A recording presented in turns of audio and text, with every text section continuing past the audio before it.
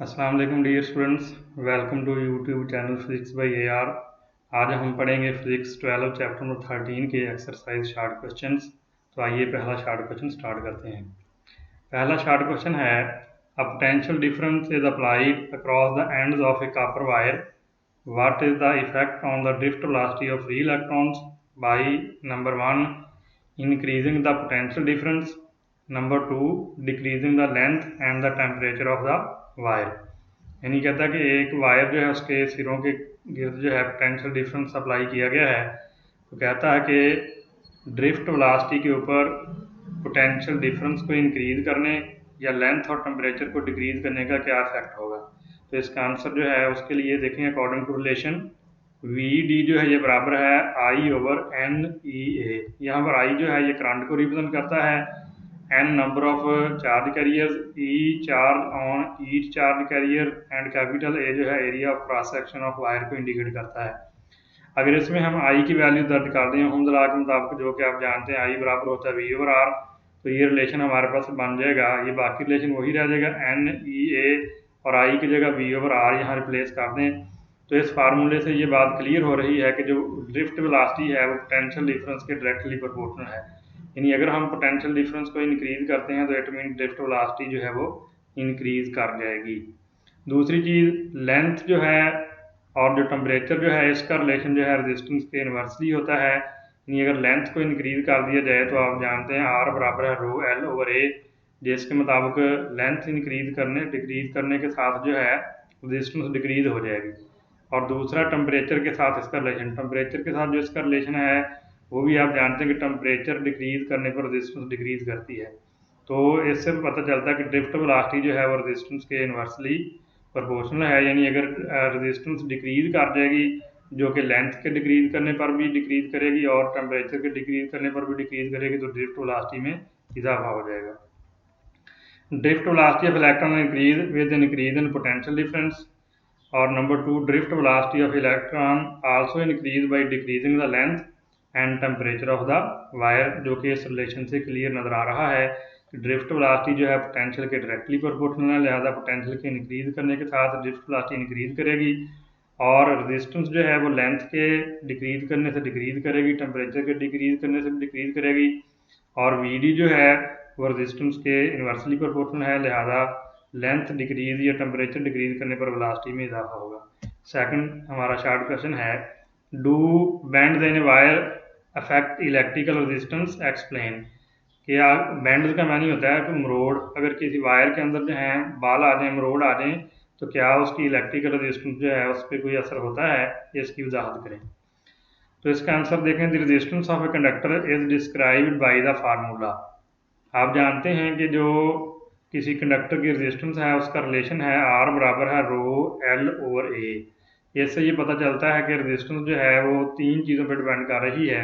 Number 1 रो, जो कि resistivity है यानी नेचर ऑफ द मटेरियल है, number 2 length of the wire है और number 3 area of cross section of the wire है। इस रिलेशन से ये पता चलता है कि रेजिस्टेंस जो है उसमें किसी किस्म का कोई तब्दीली नहीं आएगी, लिहाजा अगर वायर्स के अंदर बैंड्स आ जाते हैं तो बैंड्स के आने के साथ रेजिस्टेंस में कोई चेंज नहीं आएगी। तो इसका आंसर जो आखिरी लाइन में लिखा हुआ है, बाकी सारी वही चीज़ें दोबारा बयान की गई जो ऊपर ये रिलेशन को एक्सप्लेन किया गया है। Hence the bends in a conducting wire do not affect its electrical resistance, यानी जो बैंड हैं वो वायर की इलेक्ट्रिकल रेजिस्टेंस पे कोई असर नहीं करते या उस पर कोई असर नहीं होता। नेक्स्ट हमारा शार्ट क्वेश्चन है, what are the resistance of resistor given in the figure A and B, what is the tolerance of each, explain what is mean by the tolerance. Question ये किया गया, नीचे फिगर हैं दो, ये figure A है, इसमें पहला जो बैंड है वो ब्राउन है, दूसरा ग्रीन है, तीसरा रेड है और चौथा जो है वो गोल्ड है। इसी तरह फिगर बी के अंदर पहला आप देख रहे हैं बैंड जो है येलो कलर का है, दूसरा वाइट है, तीसरा ऑरेंज है और चौथा जो है सिल्वर कलर का है। तो उसने पूछा कि इसकी रेजिस्टेंस कितनी दोनों की और इसकी टॉलरेंस क्या, और टॉलरेंस का मतलब क्या होता है। तो इसके आंसर को समझने के लिए ये सामने इस फिगर पे ज़रा गौर करें। इस फिगर के अंदर वही ऊपर वाली रेजिस्टेंस जो है उसको दोबारा दिखाया गया है। इसके अंदर 4 बैंड दिखाए गए हैं। रेजिस्टेंस कैलकुलेट करने का तरीका ये होता है कि जो फर्स्ट डिजिट है, जो रंग इसका होगा, इसका जो कलर होगा, उसकी डिजिट को एज इट लिख दिया जाएगा। पहले यानी बैंड का जो कलर होगा वही लिख दिया जाएगा। दूसरा कलर कोड जो आ रहा है, दूसरा जो बैंड होगा उसको भी एज इट लिख देंगे।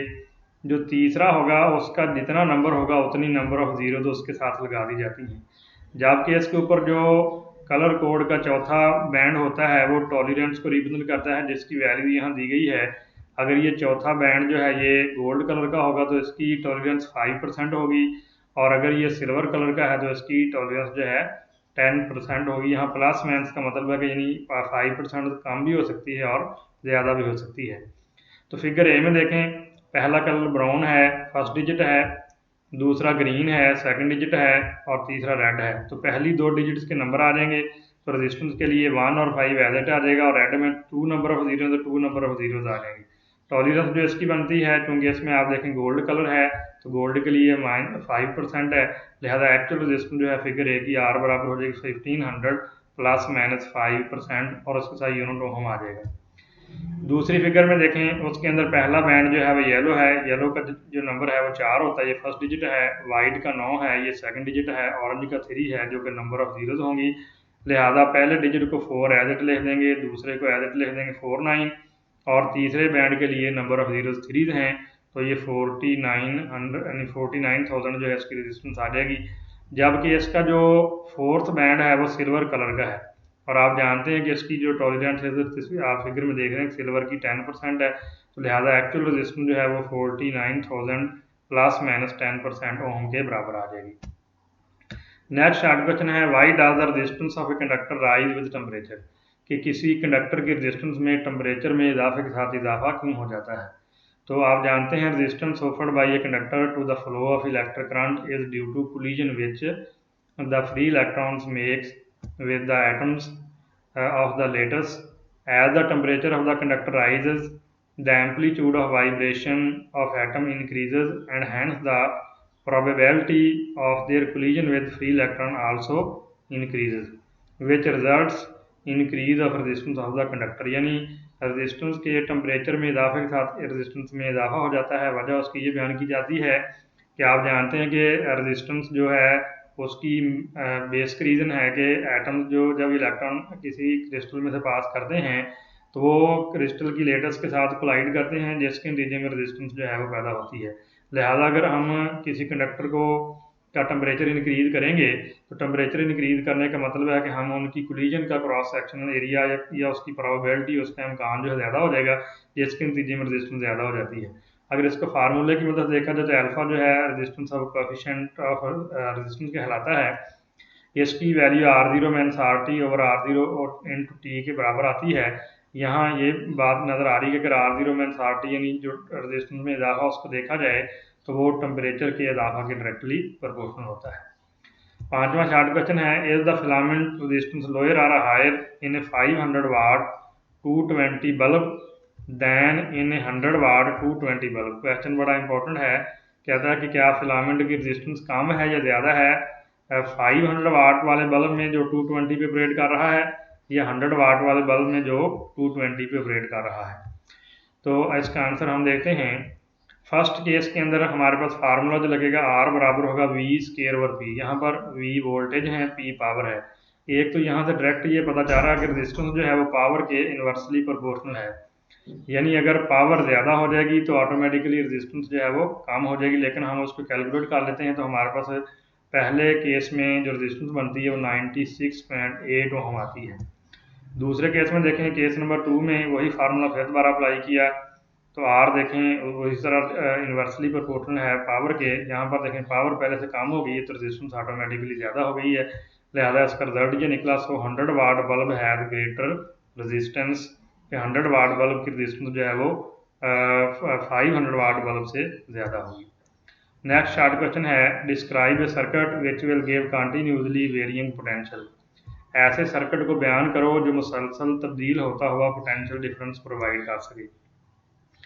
तो इसके लिए जो हमारे पास आंसर होगा, दो किस्म के ऐसे डिवाइसेस हमारे पास हैं, जिनमें से एक को हम कहते हैं पोटेंशियोमीटर।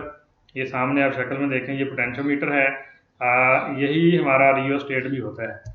तो ये सर्किट जो है कंटिन्यूसली वेरिंग पोटेंशियल प्रोवाइड कर सकता है। किस तरह करेगा, आप देखें यहाँ इसकी जो बैटरी जहाँ पर लगाएगी उसकी टोटल EMF कैपिटल E है, और इस पूरी वायर की जो रेजिस्टेंस है वो कैपिटल आर है, जबकि पॉइंट ए और सी के दरमियान जो रेजिस्टेंस आ रही है वो स्मॉल आर के बराबर है।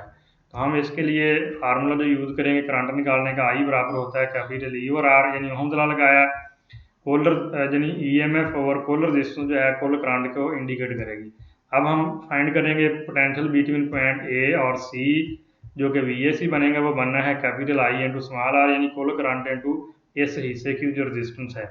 इसमें हम कैपिटल आई की वैल्यू अगर दर्ज कर दें तो वीएसी हमारे पास बराबर हो जाएगा कैपिटल ई और आर इंटू स्मॉल आर। इस जगह पर जो है यहाँ स्मॉल आर आना है, यहाँ वैल्यू जो है गलती से लिखी गई, स्मॉल आर आएगा यहाँ पर। तो अब स्मॉल आर की वैल्यू जो है जैसे जैसे तब्दील होती जाएगी वैसे वैसे पॉइंट ए और सी का जो पोटेंशियल है वो तब्दील होता चला जाएगा। तो इस सर्किट की मदद से हम कंटिन्यूसली वेरिंग जो है पोटेंशियल को गेन कर सकते हैं।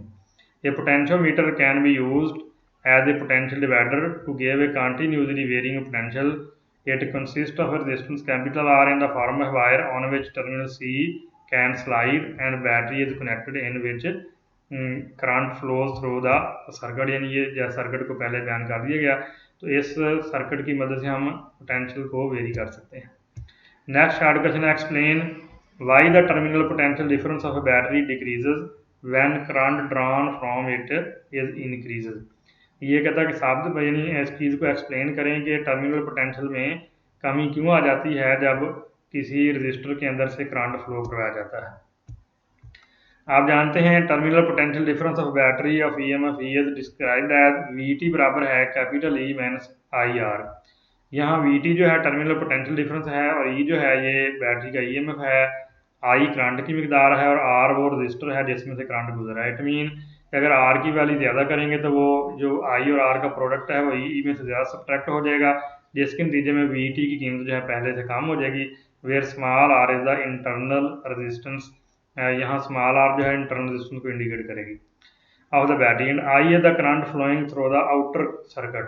It is clear from the equation that when I is large, अगर करंट ज़्यादा हो जाएगा द फैक्टर जो यहाँ पर बन रहा है आई इंटू कैपिटल आर या आई इंटू स्मॉल आर, वो क्या हो जाएगा, ज़्यादा हो जाएगा। Hence terminal potential difference of battery decreases when current drawn from it is increased. Next हमारा शॉर्ट क्वेश्चन है, what is Wheatstone bridge, how can it be use to determine an unknown resistance. Wheatstone bridge क्या होता है और ये किसी नामालूम resistance को कैसे मालूम करता है। तो इसका आंसर देखें, it is an electrical circuit which can be use to find the unknown resistance of a wire by the following formula. पहले सर्किट को ज़रा देख लें। इसमें ये एक बैटरी है ईएमएफ की, ये स्विच है और इसके अंदर जो है रजिस्टर्स चार जो हैं यानी ब्रिज की शक्ल में लगी हैं, जैसा कि सर्किट शक्ल में आप देख रहे हैं। जब अपने शॉर्ट क्वेश्चन लिखना है तो उसमें डायग्राम बनाना ज़रूरी है। तो इस पर हम जो है किरचॉफ सेकंड रूल लगा के इसकी वैल्यूज डिटर्मिन करते हैं, जिसका फार्मूला ये दिया गया R1 ओवर R2 इक्वल है R3 और R4। अगर यहाँ पर हम एक रेजिस्टेंस जो है R4 फॉर एग्जांपल हम अननोन कर लें, इसकी जगह अगर X रिप्लेस कर दें तो X को लिखा जाएगा R2 मल्टीप्लाई R3 और R1, जबकि X जो है ये अननोन रेजिस्टेंस है। तो डियर स्टूडेंट्स, आज के हमारे शॉर्ट क्वेश्चन जो है मुकम्मल हुए। अगर आपको इसमें फिर भी कहीं मसला हो तो आप मेरे साथ कॉन्टैक्ट कर सकते हैं। अस्सलाम वालेकुम व रहमतुल्लाहि व बरकातुहू।